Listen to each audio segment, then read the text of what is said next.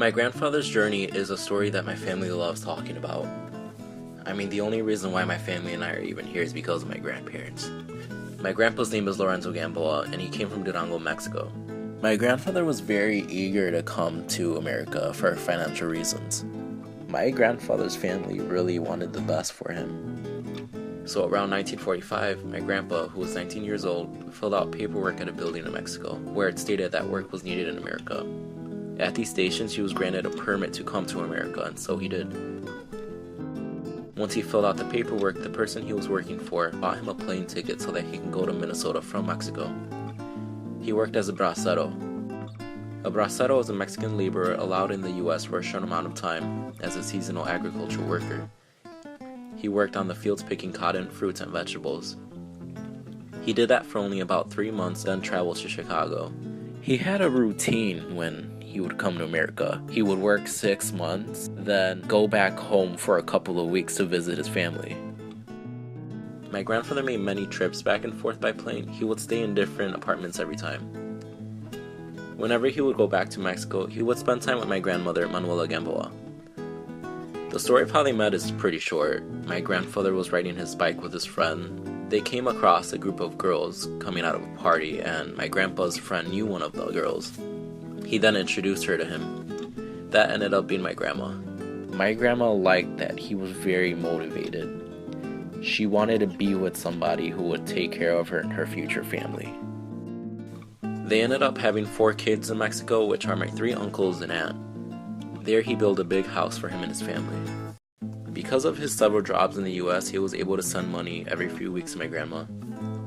He told me how proud he was of his accomplishment. He was able to prove his residency after 10 years and then took the test to become a US citizen. One week, my grandfather bought a car to drive to Mexico to tell my grandma to leave everything behind and to come out to America because he had enough money to own a place big enough for his family. There were so many emotions that my grandma were feeling. She told me she was nervous but excited.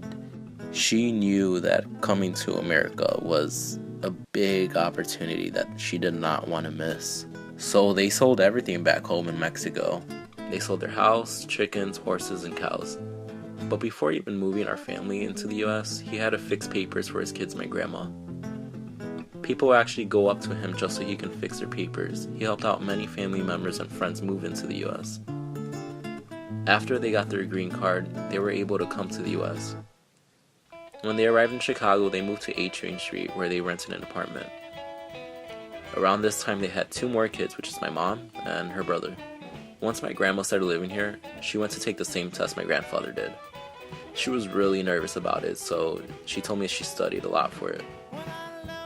After coming home from taking it, she was really embarrassed.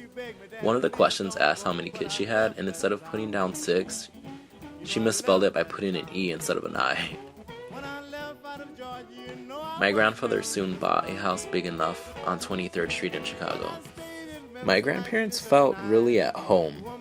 Their neighbors spoke their language, and the stores that surrounded them sold items that they would find back in Mexico. Yo soy una persona afortunada porque cuando entré al país, entré legal.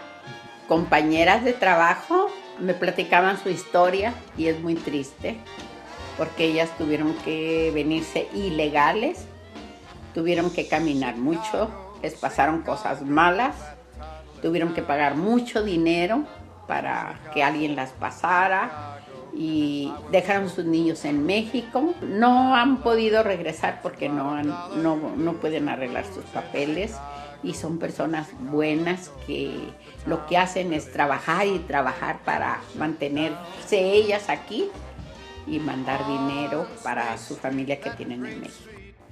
Then in 1996, my grandparents moved to Melrose Park because of the gang violence, and they never have moved since. It was very brave of them to leave everything behind and start a new family out here. But my grandma's there to make sure we know exactly where we came from. And she reminds us that the struggle my grandfather went through was for my family and I to have a better life. He grew up very humble, and he still is to this day.